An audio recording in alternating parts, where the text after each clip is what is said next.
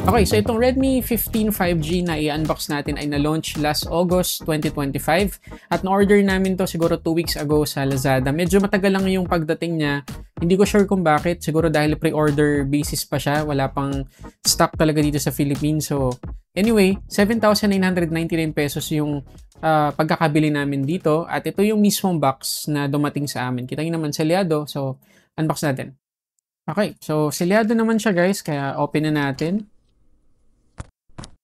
So, pag open natin, kita agad natin yung phone na naka-bubble wrap. So, yun lang naman yung laman ng box. So, well packaged naman. Tapos, sealed naman. Walang damage yung box whatsoever. So, good na good yung condition. So, yun nandito sa atin guys ay itong Redmi 15 5G Titan Gray na colorway. Tapos, for 128 gigabytes. Tapos makikita nyo dito sa harap, may malaki tayong Redmi 15 5G, tapos 7,000 mAh na battery capacity at Snapdragon 6S Gen 3 yung kanyang chipset. So imagine sa ganitong presyo, maganda na yung chipset, malaki yung battery, plus 5G na. Ang isa lang siguro na medyo magiging kumbaga deal breaker ng karamihan sa atin dito ay yung RAM. Kasi 4 gigabytes lang guys. Sipin nyo naman for 8,000 pesos. Diba meron na tayong mga phones na bibili sa ganyang presyo para nasa 8 gigabytes na yung RAM. Pero ito ay 4 gigabytes lang. Although 1 to 8 gigabytes naman yung kanyang storage. Okay, tanggalin natin yung plastic.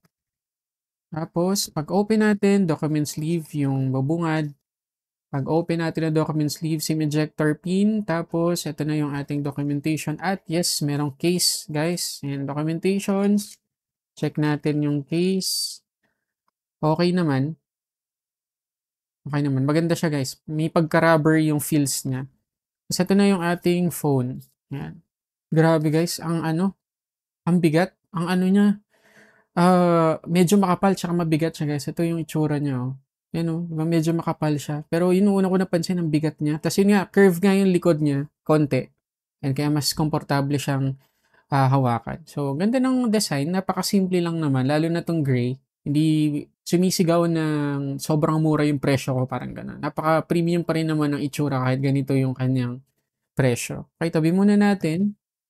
Sa ilalim ng box, meron tayong 33 watts na charging brick. Tapos USB-A pa rin yung kanyang port. At last, ay yung kanyang USB-A to USB-C cable. Tapos ang laki ng size niya guys. Ito yung Nothing Phone 3 na ginagamit ko. Tingnan nyo.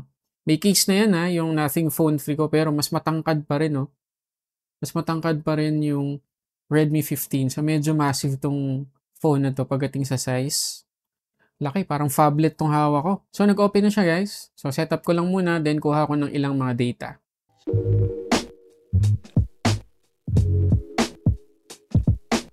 Okay, so full setup na guys itong Redmi 15 5G at lahat ng natuklasan ko tungkol sa phone na to gusto kong i-share ngayon, pero umpisahan natin sa design. Okay, so kagaya na sinabi ko kanina, napaka-comfortable gamitin nitong phone na to dahil na rin dun sa curve na edges niya dito sa likod. So kahit may kabigatan tong phone na to, hindi tayo agad-agad mangangawit. So if ever na gusto natin tong irigalo dun sa mga anak natin na mag-uumpisa pa lang gumamit ng smartphone or dun sa mga elderly na family members, wala pong problema. Hindi po sila mahihirapan dito kahit medyo malaki at medyo mabigat.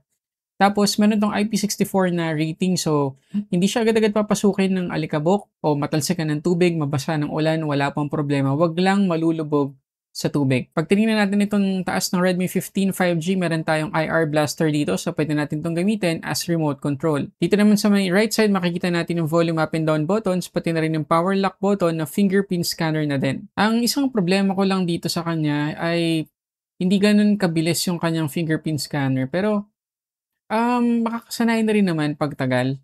Siyempre, hindi naman na tayo mag-expect dito na sobrang bilis talaga kagaya ng mga mid-range or flagship phones.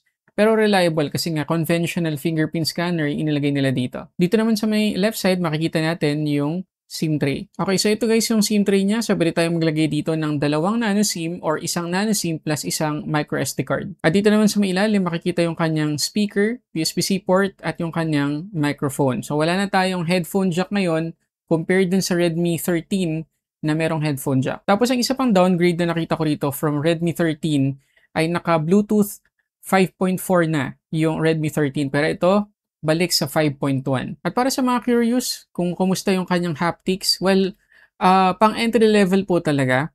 Hindi sobrang pangit. Pwede na siyang pagtiyagaan. Kung ako sa inyo, wag nyo na lang i-off kasi okay naman siya eh. Hindi naman siya yung pinakapangit na haptic na feel ko. Tapos ang maganda pa rito, out of the box, meron na rin tayong screen protector. So meron tayong case, tapos meron tayong screen protector out of the box. Ngayon pagdating naman sa display nitong Redmi 15 5G, meron tayong 6.9-inch IPS LCD Full HD Plus yung resolution, 144Hz yung max refresh rate natin dito. Tapos aabot ng 850 nits yung kanyang peak brightness. Meron din tayong Corning Gorilla Glass 3 protection dito kahit napakamura lang ng phone. Ngayon pagdating sa color production, hindi sinabi ng Xiaomi kung ilan yung accuracy nito pero sa mata ko wala namang obvious na discoloration, wala din namang parang bluish tint sa kanya, napaka-accurate para sa mga streaming natin ng mga movies at TV series. So mag-enjoy pa rin tayo sa media consumption sa color production ng kanyang display. At kahit isa lang yung speaker natin dito sa Redmi 15 5G, meron 200% na boost sa kanyang volume, kaya hindi tayo mabibitan pagdating sa lakas. Ang isa lang siguro sa talagang may rereklamo natin sa display nitong Redmi 15 5G ay yung kanyang chin. Kita niyo naman, mas makapal compared din sa tatlong gilid niya. At medyo magiging deal breaker na yan sa karamihan sa atin kasi for 2025, papasok na nga tayo sa 2026, dapat hindi na tayo nakakita ng ganito kahit sa mga entry-level phones. Pero maliban dun sa chin, wala na tayo reklamo pagdating sa display kasi kagaya sa sinabi ko kanina, maganda yung color production at ang maganda pa dyan, yung wide-vine security nito, level 1, so makakapag-play tayo ng hanggang full HD resolution sa Netflix. So, pag-usapan natin ngayon yung refresh rate behavior dito sa Redmi 15. So, again, 144Hz yung max refresh rate natin dito. So, inon natin yung kanyang refresh rate para makita nyo lang. So, tignan muna natin sa setting. Punta tayo dito sa display and brightness, tapos refresh rate. So, dalawa lang yung pwede nating pagpilian, default or custom. Kapag naka-default tayo, sabi dyan, adjust the refresh rate dynamically to up to 144 Hz. Pero makikita ninyo, 120 lang yung sagad natin. So, kung pupunta tayo dito sa test UFO, yan, kita nyo, kahit galawin ko yung display, 60 Hz lang talaga siya. Diba? So, hindi siya umaabot ng 120 man lang, talagang 60. So, hindi talaga aabot ng 144 Hz. So, paano natin may utilize yung mataas na refresh rate na yun? Babalik lang tayo sa settings, tapos display and brightness ulit, refresh rate, custom, tapos select lang natin dito sa refresh rate 144 Hz. Tapos mililito ngayon na apps using high refresh rate. So, makakapamili tayo ng mga apps na pwedeng mag-utilize ng ganong kataas na refresh rate. Pero mind you guys, kakaunti pa lang sa ngayon yung kayang mag-utilize ng 144 Hz na refresh rate. Kahit i-enable pa natin sa lahat ng apps, hindi pa rin siya agad-agad gagana. Pero ang maganda dyan, kapag ganito yung setup natin, magiging 120 Hz na kahit pa dito sa testufo.com or dito sa Google Chrome. Tingnan nyo, ayan o. Umaabot na siya ngayon ng 120 Hz.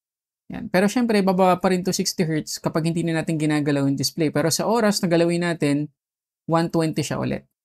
Ayan o. Okay, tapos para makuha natin yung 144 Hz, merong mga system apps na pwede natin gamitin para lang ma-experience natin yung feels. Halimbawa, calculator. Ayan, nakita nyo? Agad-agad siyang pumalo to 144 Hz. Okay, pero kapag bumalik tayo sa home, 120, settings, 120 Hz ulit.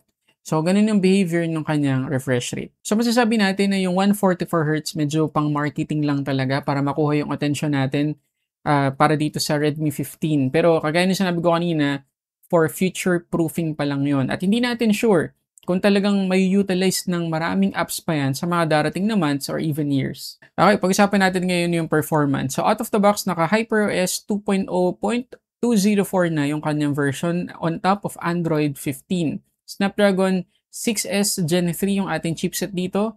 4GB na LPDDR4X yung RAM. 128GB, UFS 2.2 naman yung ating internal storage. So, mabilis-bilis yung ating storage dito sa Redmi 15 compared dun sa Redmi 13 na naka-eMMC lang yung storage type. At prinamis pa guys ng Xiaomi na itong Redmi 15 ay makakatanggap ng up to 2 major Android upgrades. So kung Android 15 to hanggang Android 17 yung marireceive nito plus 4 years na security patches. So okay naman yung matatanggap nating software support dito. Pero compared sa mga competitors nila na 3 years or 3 major Android upgrades yung matatanggap, medyo kinulang tayo doon ng kaunti. At ito guys yung Antutu score na nakuha natin dito sa Redmi 15. Kita nyo naman maganda oh. Lampas 500k, 617,815 to be exact. At merong memory extension na 4GB. So, parang 8GB yung RAM na gamit natin nung kinuha ko yung score na to. Pero kapag hindi natin ginamit yung memory extension, 618,583. So, medyo tumaas. So, yun lang yung compromise natin dito. Kung gusto niyo na mas malaki yung RAM nyo, pwede. Pwede yung gamitin ng memory extension. Pero, babagal ng kaunti yung kanyang performance. Nakakalungkot lang na sa ganitong presyo, 4GB lang yung physical RAM natin. Compared sa ibang brand na naka 6GB na or 8GB pa nga at 256GB na yung ating storage. Pero dito, 4128 lang for 8,000 pesos. So, mag-iisip ka talaga. Yun nga lang, bumawi talaga sa overall performance kasi habang ginagamit ko tong phone na to, hindi ako nakaramdam na parang nakakapagod gamitin kasi sobrang bagal. Hindi siya ganun. Hindi kagaya ng ibang mga entry-level phones na habang sinesetup ko pa lang, tapos nag-i-install ako at nagbubukas ng mga games, sobrang laggy. Pero ito hindi. Yun yung maganda rito. Kahit 4GB lang yung RAM natin. At mas magiging smooth pa yung performance kapag nilakihan natin yung RAM. Pero yun nga, pagdating sa mabibigat na apps, kung gagamit tayo halimbawa ng pang video editing na app o kaya magkapatakbo tayo ng medyo mabigat na game, medyo maapektuhan yung performance kapag ginamit natin yung virtual RAM. Pero para hindi maghang agad yung phone, pwede natin gamitin yung memory extension. Kagaya na lang dito sa Asphalt Unite, hindi niya na-generate lahat ng graphics pero very playable. Wala tayong ma-feel na mga frame drops, ganyan, o kaya parang struggle sa kanya. Napaka-smooth ng gameplay, guys. Pero yun nga, kung usapang graphics, huwag na kayo umasa masyado kasi entry-level phone lang naman to. Pero again, kaya niya. Yung mga casual gaming, kayang-kaya niya. Walang problema. Mag-enjoy pa rin tayo.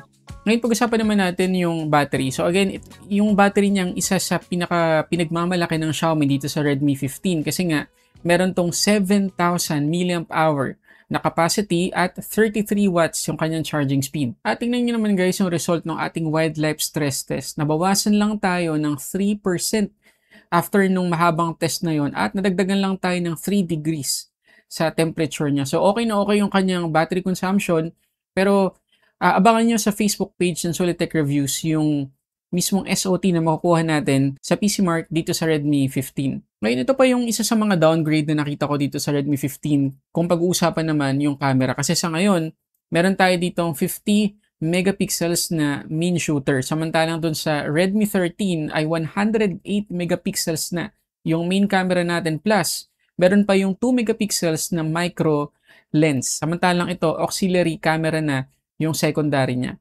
So, medyo downgrade talaga. Plus, hindi pa nitatapos dyan. Yung selfie camera nito ay 8 megapixels na lang. Yung Redmi 13, 13 megapixels dati. So, tingnan natin yung ilang samples.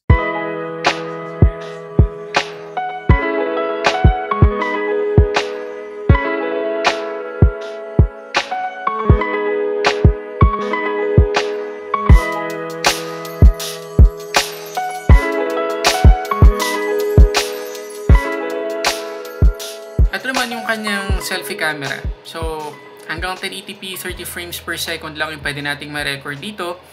Okay naman yung quality kasi kita nyo naman hindi tayo soft. Kasi kita yung mga hibla ng kilay ko, yung wrinkles ko, kita eh. So, hindi tayo mukhang artificial dito.